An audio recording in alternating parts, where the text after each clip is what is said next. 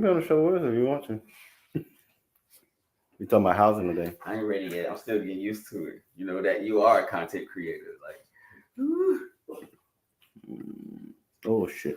I did that wrong. I did that so wrong, y'all. Coke, I'm gonna kick your ass in 5 seconds. Okay.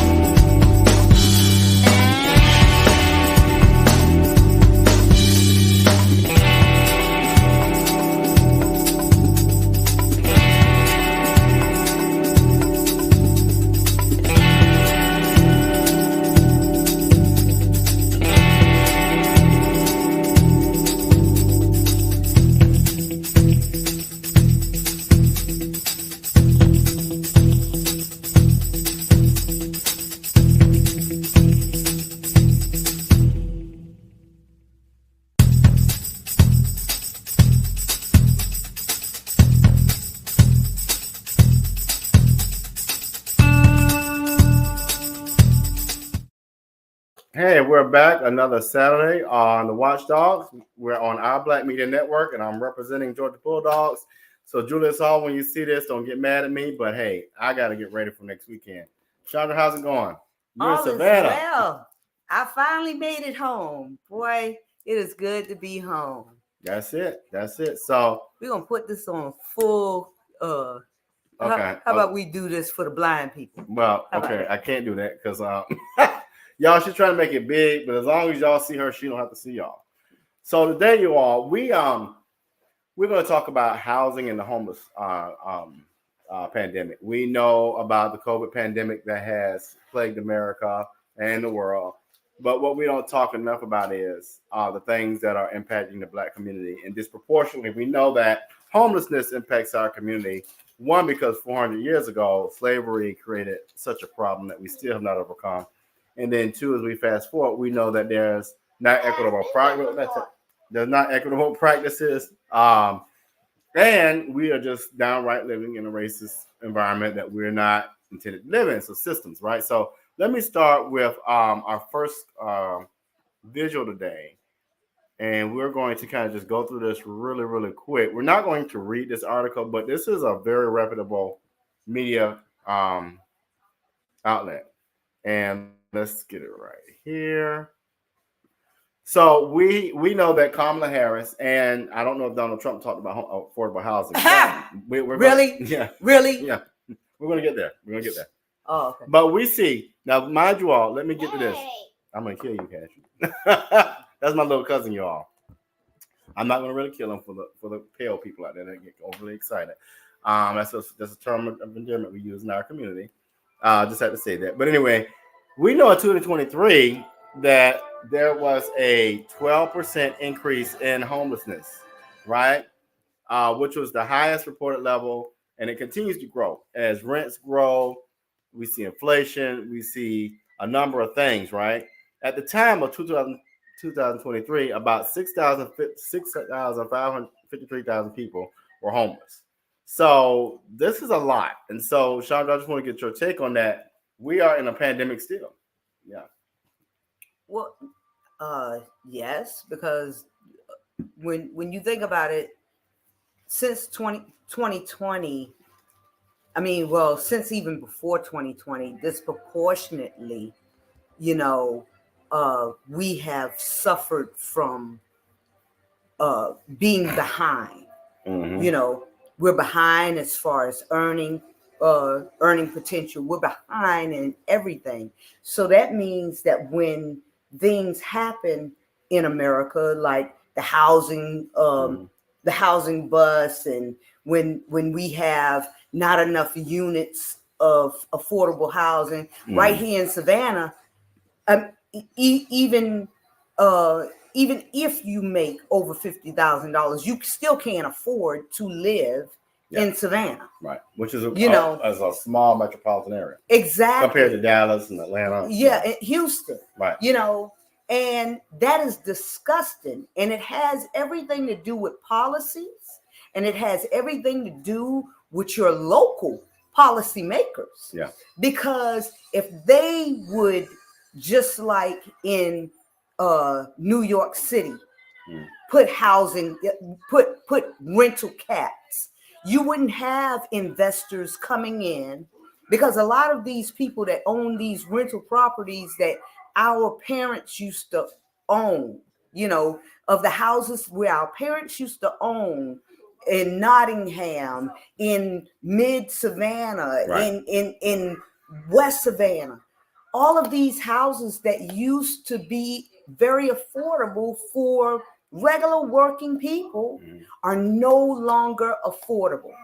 And they're pushing them out and out and out. But where are they pushing them to? Right. Because as Savannah gets higher in their pricing, then you have Hinesville, right. They're getting high. Well, Effingham is getting higher. Bryan County, you can't even, child, please, don't even go over there. You know. But like you said, people are getting pushed to the suburbs, and the suburbs are not friendly, and not friendly in so many ways to our communities. And so, it's sad to see that people that don't look like us get to take over our neighborhoods. Like you said, in particular, our Black neighborhoods, which is quite interesting. But let's go to a message really quick. We'll come back. We'll talk more about that. But what I want to really zero in on today is, you talked about affordable housing. So we want to talk about the homelessness rate. We know that it's continuing to grow because of a number of things. And I'm so sick of people using COVID, but we just have people who have stupid, downright terrible policies such as trickle down. So after we come from the break, we'll kind of talk about that part.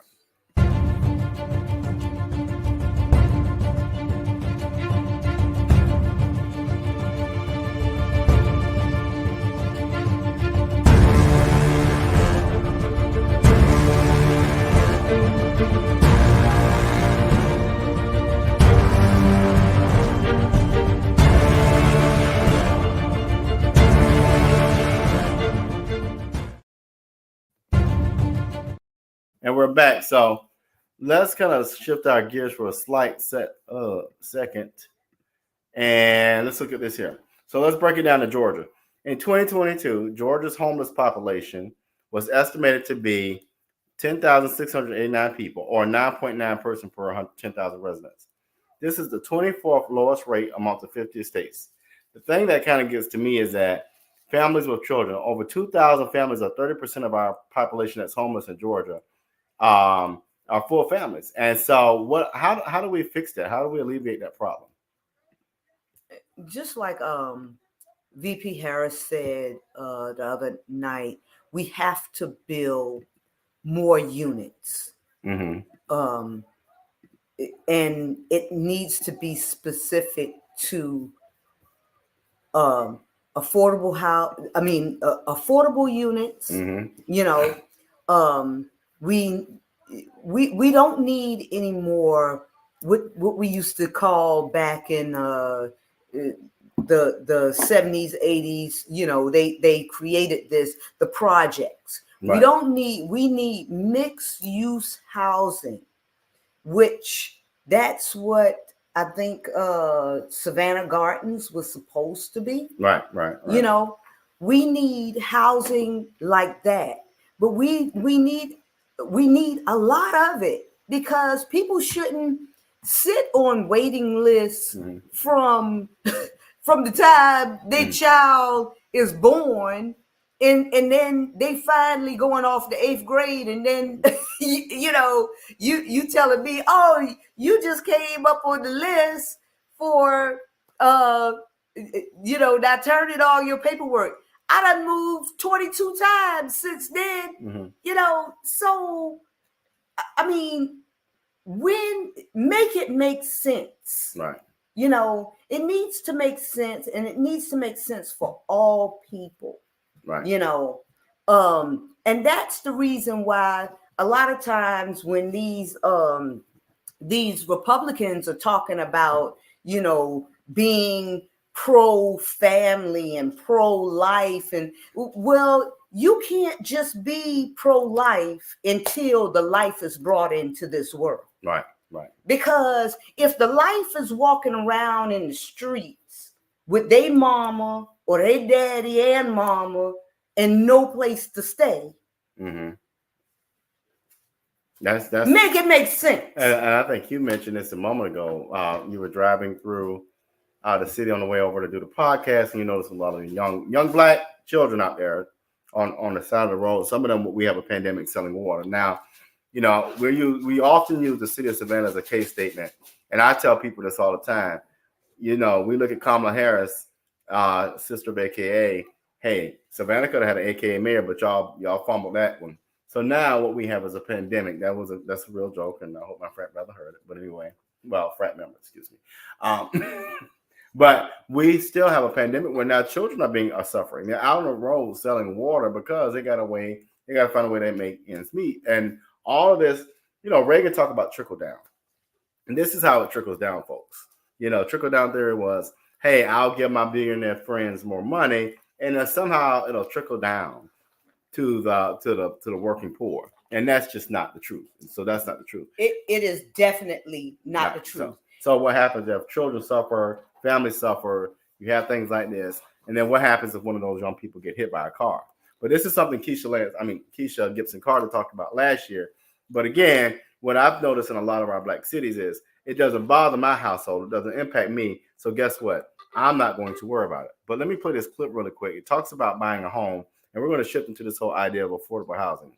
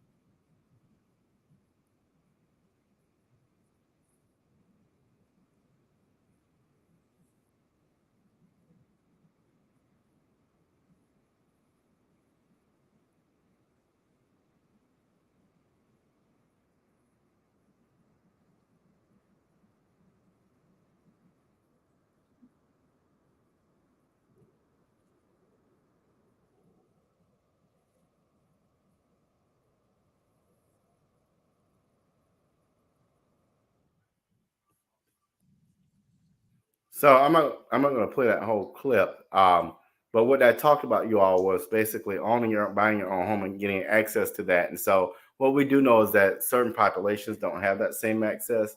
So let me play this clip really quick, and I played the wrong one. which was so funny to me. Y'all didn't see that, but you heard that visual. But let me play the reality of some Americans, especially Black folks in America. When I signed up for Section 8 and low income housing, I did not feel that I would be on that list for 12 years. Finding long-term housing within her budget has been an uphill battle for Tanya Frazier, a disabled woman who had to take care of 3 children. Tanya has been waiting 12 years to be granted affordable housing by the San Diego Housing Commission. Sometimes hopeless that I'm never going to come up on that list. ABC News, in collaboration with ABC-owned TV stations, has spent the last 6 months investigating the public and affordable housing crisis affecting cities and towns across the country. We found that for housing vouchers, which are local subsidies helping renters find homes on the private market, the average wait in San Diego County is 8 years. And for public housing, San Diego has the longest wait time of any large metro area in the U.S. The wait list for public housing is over 18 years. Today, what we're seeing is a housing crisis unlike one that we've seen since the mid-20th century. The lack of public and affordable housing is a widespread issue. Our analysis shows public housing wait times exceed 17 years in Suffolk County, New York, 9 years in Meeker County, Minnesota, and 6 years in Hinds County, Mississippi. We haven't built any large-scale public housing since Richard Nixon put a moratorium on that construction in the 70s. There isn't a state in the country where someone working at minimum wage with 40 hours a week can afford a typical 2-bedroom apartment. The Department of Housing and Urban Development says President Biden's American Rescue Plan has helped more than 50,000 people experiencing homelessness, but acknowledges more work must be done. The Biden administration is asking Congress for more resources to... So let me get your reaction. I'm going to put this dog up, but go ahead. Okay, guys. Now, I threw out, 8 years as a, because I knew some people that had been on that list, the housing list for 8 years. But in some cities, people are sitting on waiting lists for affordable housing for nearly 2 decades. So how do you avoid, being homeless? First of all, how do we avoid being homeless if we're on a waiting list for 2 decades? We have to come up with strategies as Black people on how to work around a system that was not built for us, because what angers me now is that they're bringing in these people from where was it? Afghanistan, when these Mexicans, get here and, they let them loose. All of these people, because there's this immigration, there's immigration laws also, or, they will get housing before you or I get housing, or our children get housing. And because when we pulled out of Afghanistan, it was so critical, they had to get these people out of there and blah, blah, blah. So they brought over a whole bunch of people, and these people needed housing. So that automatically pushed, because see, didn't no houses just grow up out the ground, right? So that pushed everybody in whatever cities, those refugees, because that's what they were called. Right. Those refugees were taken to. If they were taken to Virginia, it moved some people down that was already nearing the front of the line. It moved them all the way back. Right. Because they have to find housing. They couldn't let them continue to live in those tent cities because that's what they built for them. So we as Black people, we have always been last, even though we should be first. And what my thought to it all is this: do things like the immigrants do when they come over here. You know, stop. And I've said this on many of shows on ATR Media. Stop allowing your children to move out at the age of 18. Just stop it, because that's where the struggle begins. You know, because if you could just let them see that, hey, you might have to stay at home until you're 25 or until you're 28. You know, you don't have to go to college, but get a trade to where you're making enough money to put back some money so that you will have a down payment on something, you know. And in a lot of jobs, if you're in a, you know, if you're in a trade, you know, you're getting a job where you're getting 401k. You're not getting 401k saying, "Welcome to McDonald's, may I take your order?" Well, and not even that. We're not finding what you're talking about, and what was mentioned in one of the clips was home ownership is seen and is almost a ticket to a middle class, right? Yes. Because what I tell people all the time, we've got to reverse our thinking. Like, and I'm not throwing a shout out when I say stuff like this, but we need to put more investment in things like homes and things that appreciate equity, and less time. And I don't mean no shot when I say these. Less time in buying balloons for somebody who done died and throwing balloons in the air. You're spending money. Less time worrying about the best Jordans or who gonna wear what at school because I got polo on. We've got to change the mindset and stop buying cars and rims. None of that, the balloons, none of that bullshit carries any weight. What carries weight are IRAs, investments, certificates of deposits, things that we're not used to having conversations about. And but watch this now, as soon as you go to somebody's house today and they're like, "Oh, I'm about to go have a balloon release for grandma who died 20 years ago," what the hell does that do? See, what we've got to do is stop with the feel goods and do what is called the do rights. And that is investing money, because what has happened is we don't have what's called generational or sustainable wealth in our communities and in our families. We have, okay, we're gonna do enough for this generation or this particular part of the family and get through. When it's time to bury them, now I gotta do a GoFundMe to bury them. And I'm not throwing shots, I'm just showing you how we've got to change the mindset. Whereas we could have had the funding, invested in things that will carry weight, go borrow against that, or better yet, go borrow within our community. That way you don't have debt, you're prepared for a rainy day, and you got enough investments that not only does it carry that generation, but carries generations down the road. And let me tell you something else. I'm going to tell you this personally. Yeah. I want you to stop apologizing for speaking truth to power, you know, because that all that you said is true. Yeah. And you don't have truth don't have to apologize. Yeah. Truth don't come to a room saying I apologize for being true. Right. Okay. You know how people are. Yeah. Oh, you know that nigga down there. No. We not gonna call you the beige Negro that they hear too much. No. But this is what I'm going to say is that also in respect to what you say, that when you have a house, just like right now, I'm sitting in your house. Right, that one daddy built. That his daddy built. Okay. And now picture this. His dad has passed away. He could have allowed his mom to go into a care facility, and you could have sold his house. This is a nice house. They calling all. I've been hearing that people are getting 4 and 5 phone calls a day about selling their houses in Liberty City. Yeah. Okay. So, but you would be stupid to sell your investment because you only really need one of these rooms. Well, you need 2 of these rooms because you got your mom. Right. But there's 3 rooms in here, right? 4. Yeah.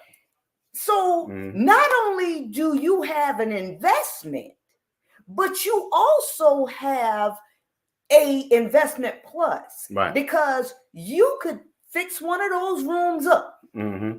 and either one, you can Airbnb it, Mm-hmm. or Yeah. two, you could rent it Right. as one room to either a college student or just someone that does not come. I wouldn't rent, because I like my peace. Right. I wouldn't rent my rooms to somebody that has children, Right. but I would rent a room to somebody with no children. You're just a family member, something like that. a family member or something like that. Yeah, because right now for a 1-bedroom, now I can only tell y'all about a 1-bedroom in Texas. Right. But a one bedroom in Houston, Texas is $1,500 a month. And that's about $1,200 here in Savannah. Okay. Right. So it's ridiculous.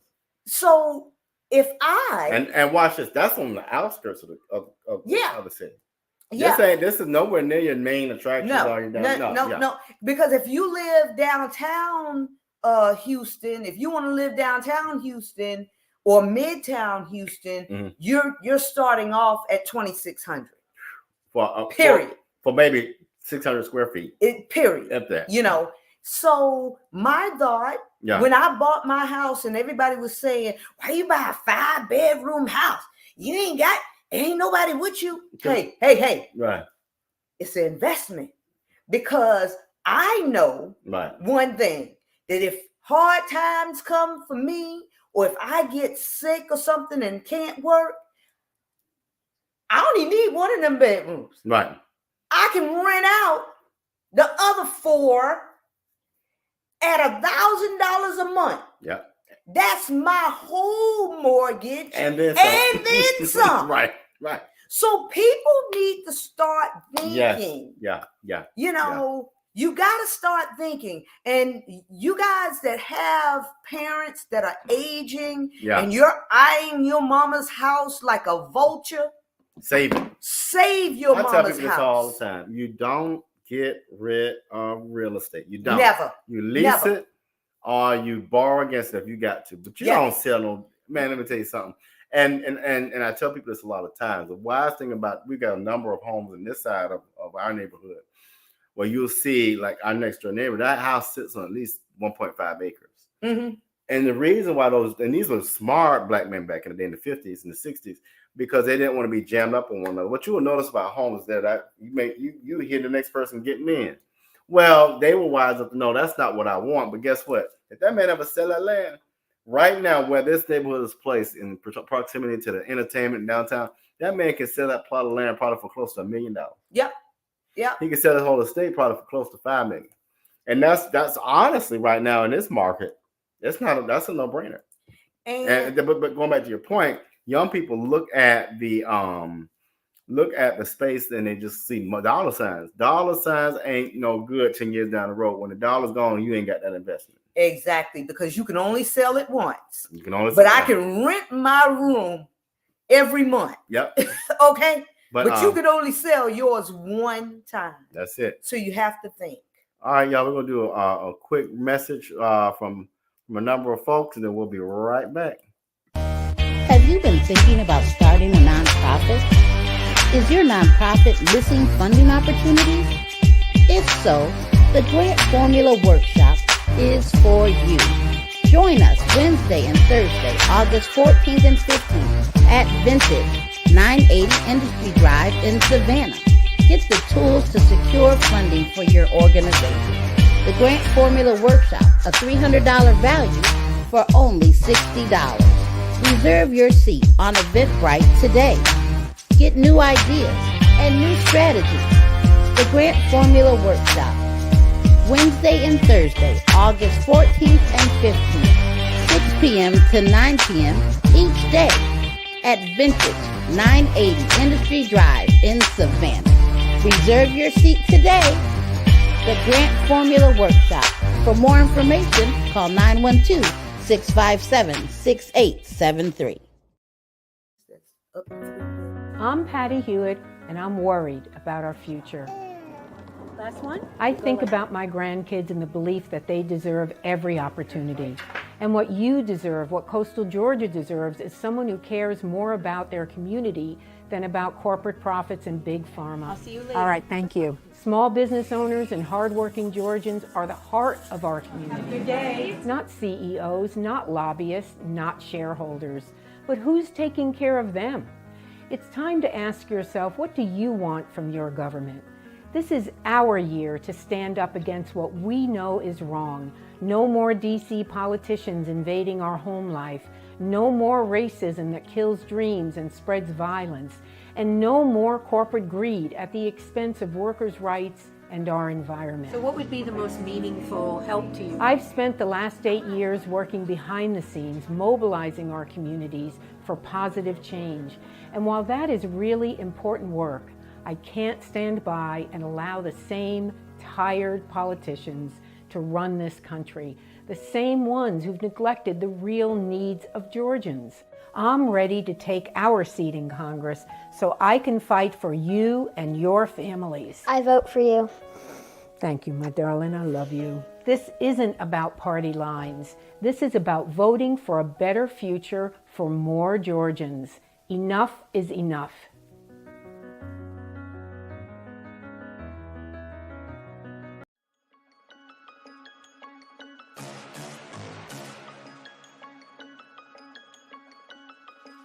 Hello, I'm Richard Coleman, and I'm running for the office of Sheriff of Chatham County. And when I'm elected, I promise to inspect what I expect. Chatham County, it's time for a change, and that change is me, Richard Coleman.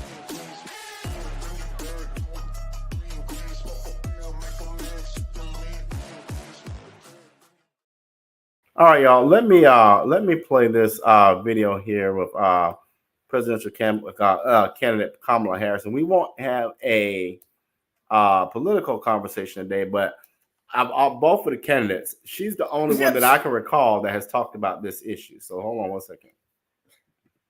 To address as a bold and comprehensive plan to address the affordable housing crisis facing millions of Americans.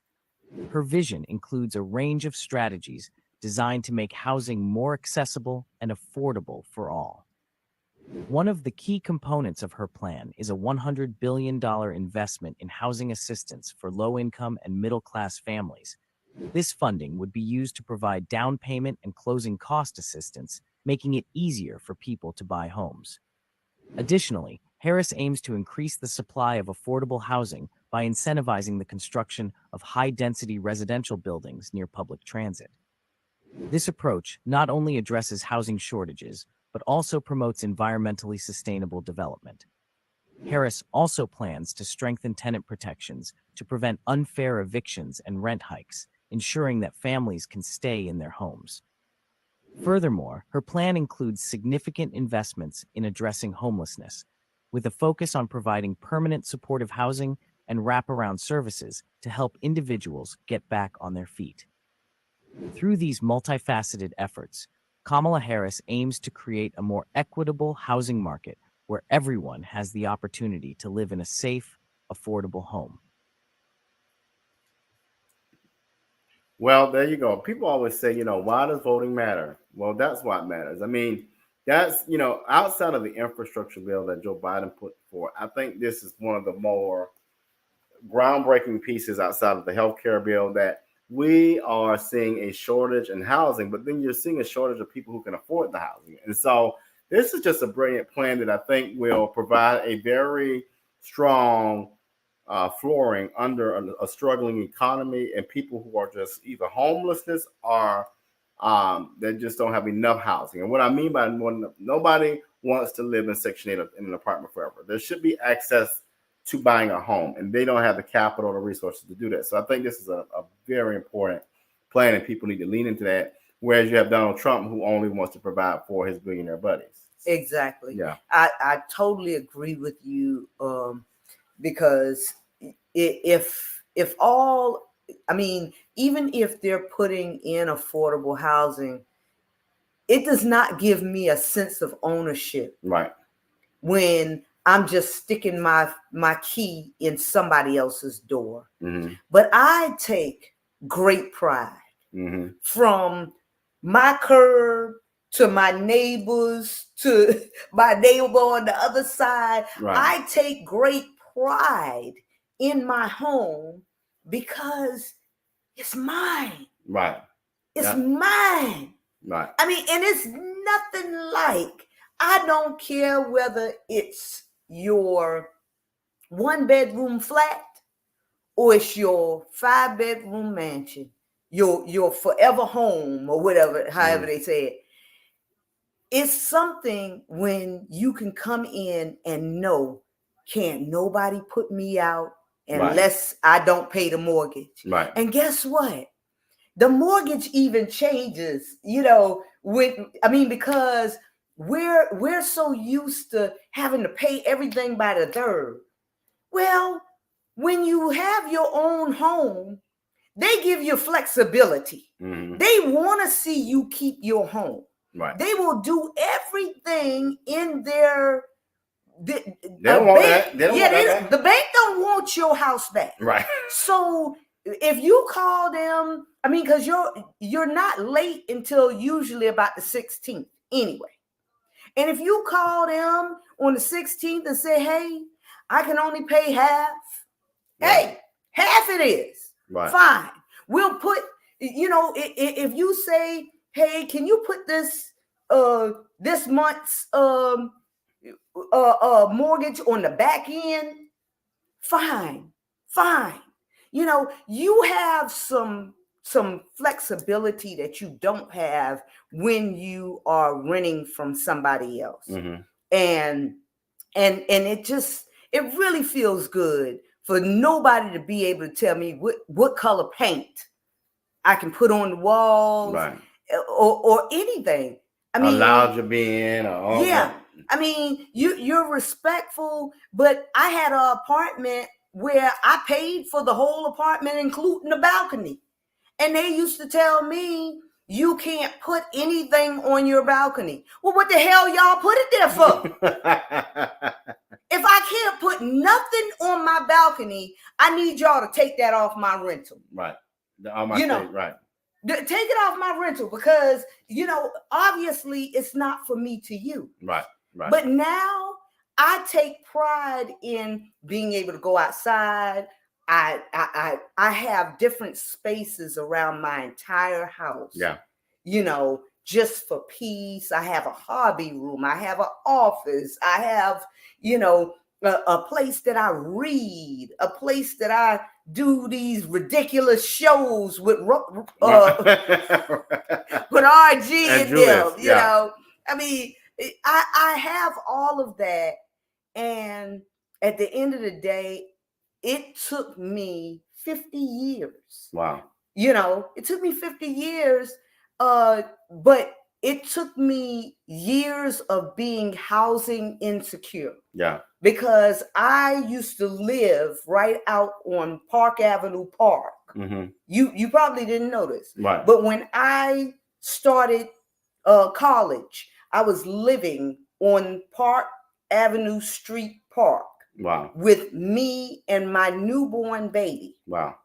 And it was just a drive in me that said, I don't ever want to be homeless again. I spent 2 years homeless. Wow. From my freshman year to I think I was a sophomore, because I was one of those ones that was on the housing list. I had been on the housing list forever. I didn't get my housing voucher until I was 26.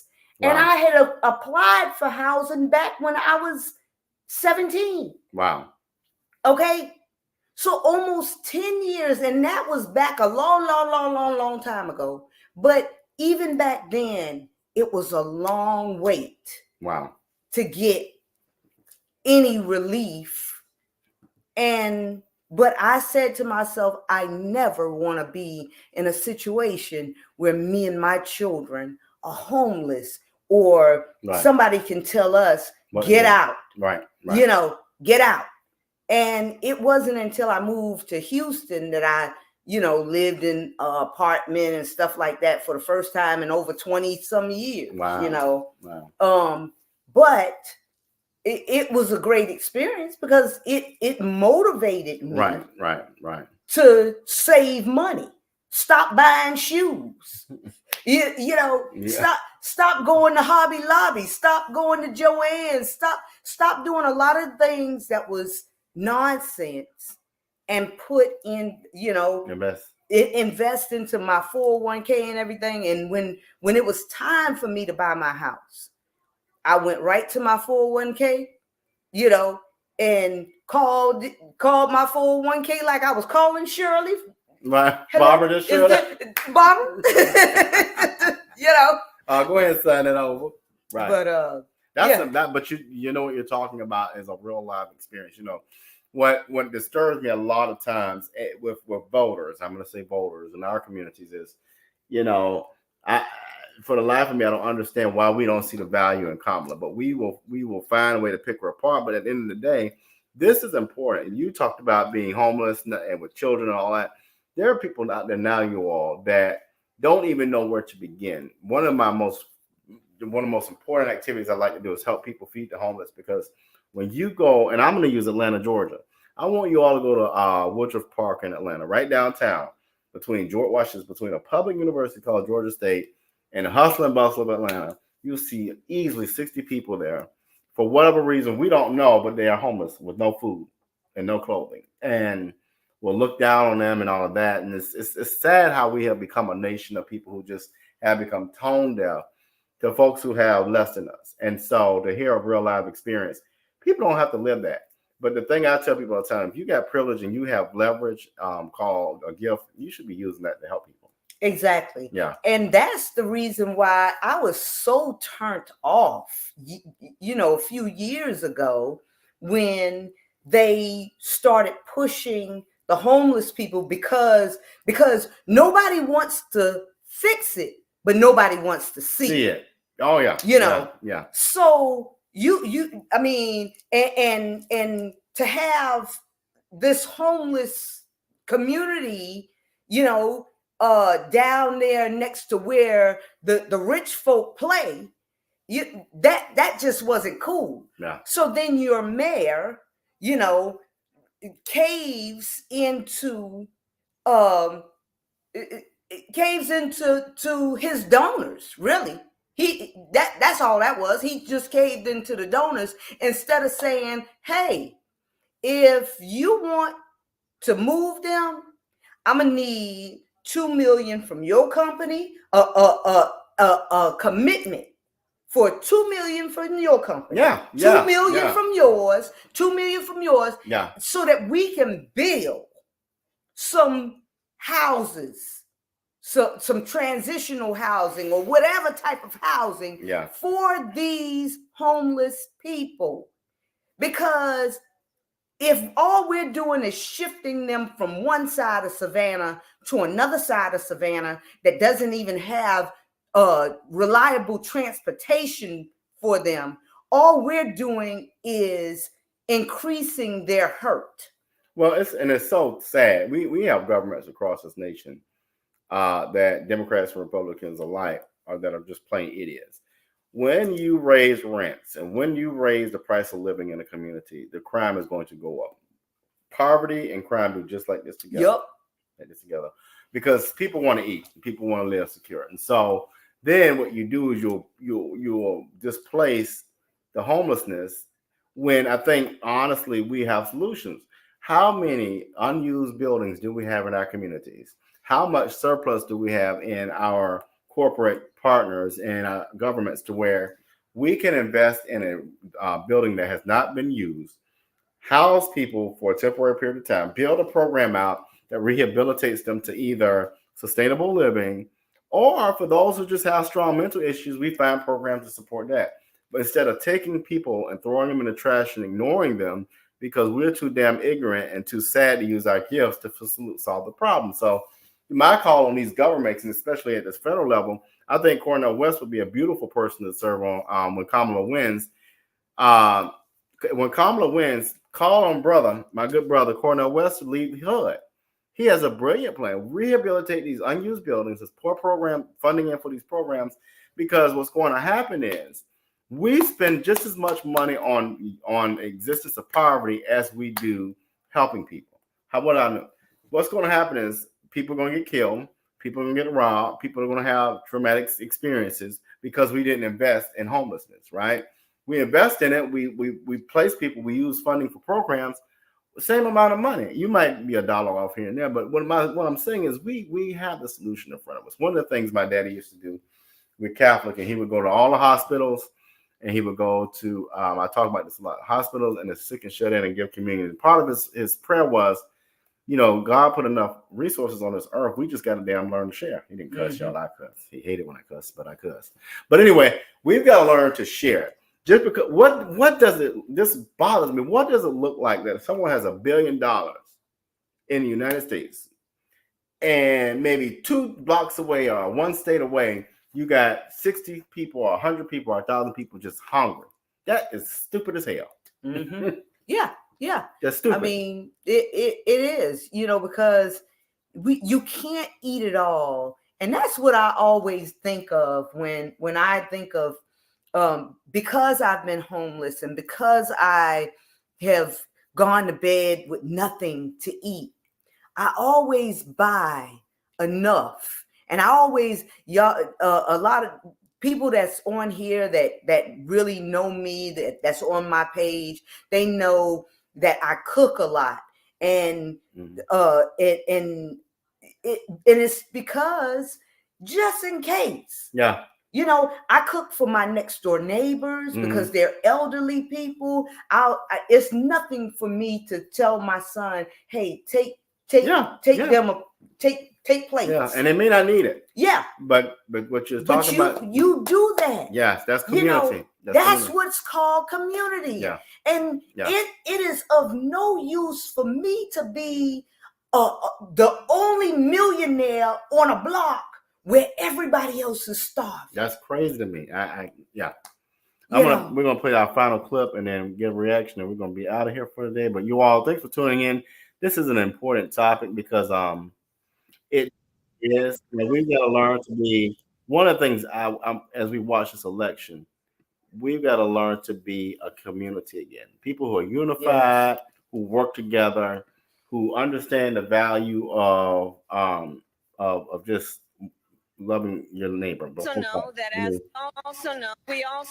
that as the price of housing has gone up, the size of down payments have gone up as well.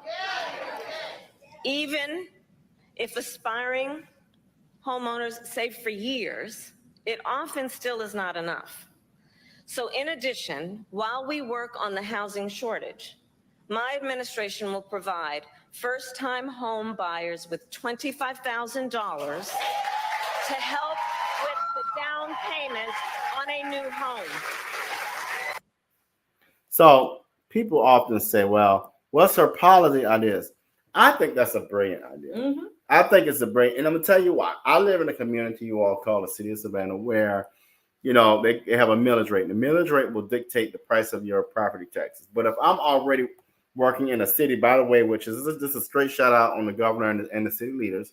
If I work in a city where billions of dollars come to that port and you still got poverty, I don't understand it, but y'all are just stupid for not addressing it, whatever. I can't even afford to live in a hotel room where I work, but much less here I am, 45 years old, worked all my life, and can barely eat. So this is a great program. I think it should have been handled a long time ago, but when you have local leaders who are hungry, are in bed with developers, I get it. So this is an important piece of policy that, if anything, you all, we talk about Donald Trump gave y'all a stimulus check. What's 16 grand versus $100,000? So Kamala's about to give you $100,000 because you know why I say that? You get $25,000 down in assistance. A home value now, basic 3-bedroom, 1-bath home is worth $100 grand. So you really get close to $150,000 investment. Yep. I mean, but y'all do the math. Y'all like that little check y'all get. Make the math. Y'all like when the white man give you a little check. So hey, I'm just saying. I see the math different. I do too. I really do too, man. And if we could get people to start thinking on a macro level instead of on a micro level, because you spent that $1,200 within a week. Yeah. I know you did. Yeah. Okay. Oh yeah. But that $25,000 that you would get as a down payment on a house, it is the gift that will keep on gifting. Yeah. You know, and I mean, because when you're able to put your down payment down, you don't have to come up with, you know, you don't have to come up with any money if you price yourself in the right price range. And you know, my house, I know if you're a first-time home buyer and they're giving you $25,000, I had, you know, my house is in the 300,000 range, and I only put 15,000 on my house. So I know that you can get, you know, that if you get a house that's 200,000, you know, even built from the ground up, you good. You're good. You know, so let's all just let's start thinking, people. Yeah. Yeah. That, So y'all, that's where I'm at. We got a few messages, and shout out to Chris Benji Smith, who does all of our, well, most of our media. That brother, y'all check him out on YouTube. It's 2 Benji, Benjii. His music is phenomenal. We want to support our young black brother.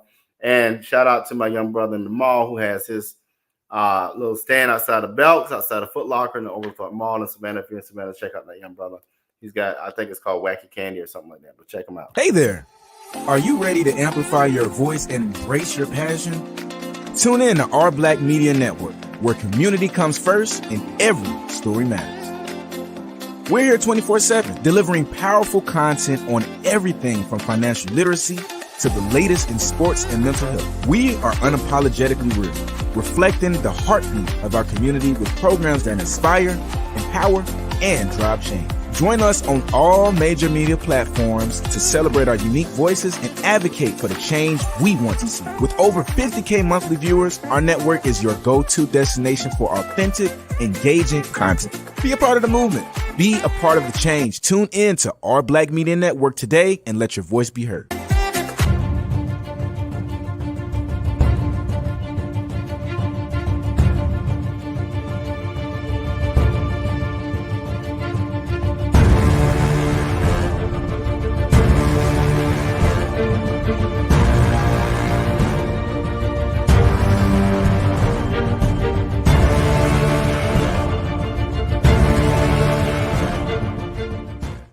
We're back, and she's measuring my head to make a hat, y'all. So we're back. But final thoughts today. I'll let you do the final thoughts, and then we'll be out of here. We'll see y'all next Saturday.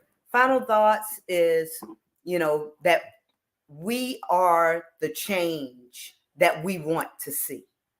We are the change that we want to see. So if there's a change that you want to see, go in the mirror, start writing it down, and start being that change.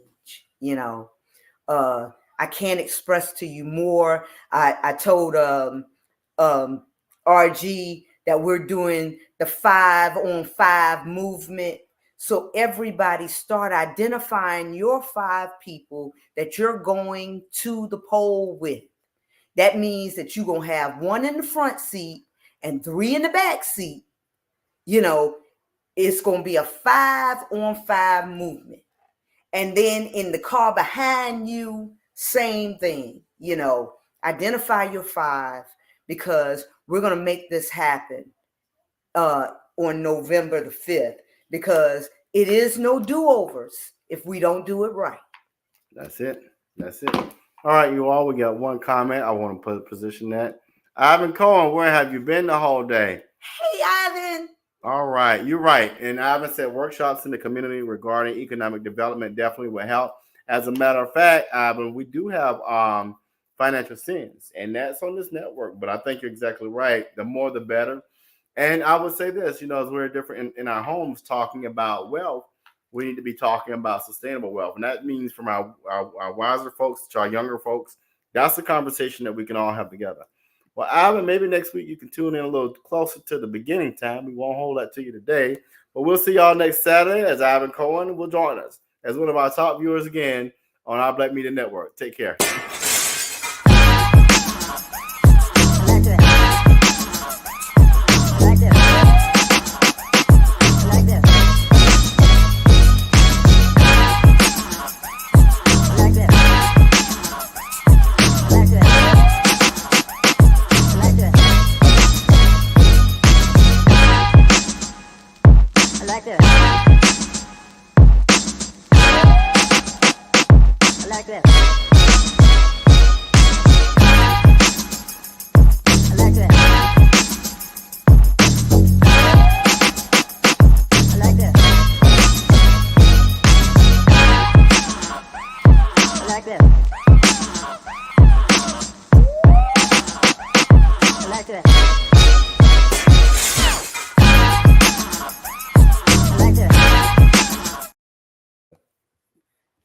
Hey, I need a scratch.